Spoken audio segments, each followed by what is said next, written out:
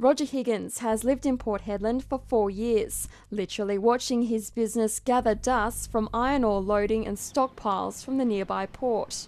You can just see from the outside in the 4 years that it's been there how much deposition has occurred from the stockpile. Many residents here are increasingly concerned about dust, and so is the Department of State Development. A report leaked to the ABC has recommended that measures should be introduced to cap and, if possible, reduce the number of permanent residents in dust-affected areas of Port Hedland. It has recommended restrictions on the west end of Port Hedland, closest to the port, including no new permanent homes and no aged care and childcare premises. Further east, high-density residential development should also be banned. Those in charge of policing this, Hill Reports Authority, the appropriate government departments, have not up until this time had the will to really stand their ground and say to the major producer, stop it, contain it.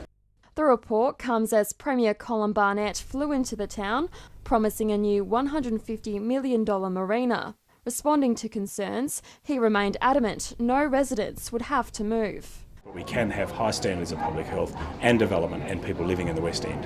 The Premier says tackling the problem is a shared responsibility, and the iron ore industry needs to work hard to make sure it's doing all it can to minimise the amount of dust it's producing.